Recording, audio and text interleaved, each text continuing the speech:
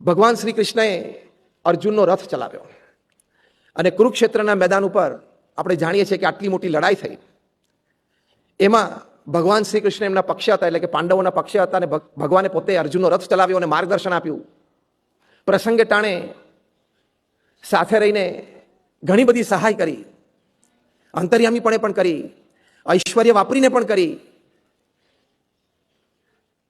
અને એમાં અર્જુન અને પાંડવોનો વિજય થયો. ભગવાન સ્વામિનારાયણે કહ્યું કે જ્યારે ભારતીની લડાઈ થઈ, એટલે કે મહાભારત થયું, ત્યારે અર્જુન સામે ઘણા બધા વિઘ્નો આવ્યા. That is એડવર્સિટીઝ. શ્રીજી મહારાજે કેવા શબ્દો વાપર્યા છે કે અધર્મરૂપી મોટા મોટા વિઘ્નો આવ્યા. એ કક્ષાની વાત કરી છે. પછી શું લખ્યું ભગવાન સ્વામિનારાયણ કે એ બધાની વચ્ચે જે અર્જુનની રક્ષા થઈ એ ભગવત સ્વરૂપના બળે થઈ. એટલે કે એમના જીવમાં દ્રઢ હતું કે ભગવાન કૃષ્ણ છે એ સાક્ષાત ભગવાન છે, એ મારા રક્ષણહાર છે, અને જે કરશે એ મારા સારા માટે કરશે. પહેલી બે વાત આપણને મનાય, ત્રીજી બહુ અઘરી છે. ત્રીજી નથી મનાતી ને એટલે પોઝિટિવિટી રહેતી નથી, સકારાત્મક ભાવ રહેતો નથી પરિસ્થિતિઓમાં. ઈષ્ટદેવ છે એ મનાય, રક્ષણહાર છે એ પણ મનાય કદાચ વાચ્યાર્થ, પણ જે જે પ્રસંગો મારા જીવનમાં ઊભા કરે છે મારા સારા માટે છે. The most difficult chapter perhaps.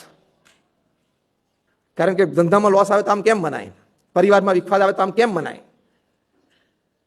પણ ત્યાં આશરાનો ભાવ એ સમજાવતા ભગવાન સ્વામિનારાયણે કહ્યું છે કે અર્જુન એમ જ સમજ્યા ભગવત સ્વરૂપના બળે કે ભગવાન કૃષ્ણ જે કરશે એ સારું કરશે. એટલે તો જ્યારે દ્રોણાચાર્ય પ્રતિજ્ઞા લીધી ત્યારે અર્જુન શાંત હતા. He was quite stable.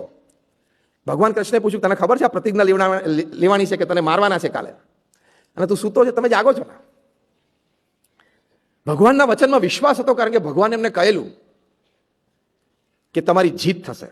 યુદ્ધ પહેલા ભગવાને કહેલું કે તમારી જીત થશે. એ વચનમાં એમને વિશ્વાસ હતો, એ ભગવત સ્વરૂપની નિષ્ઠા હતી.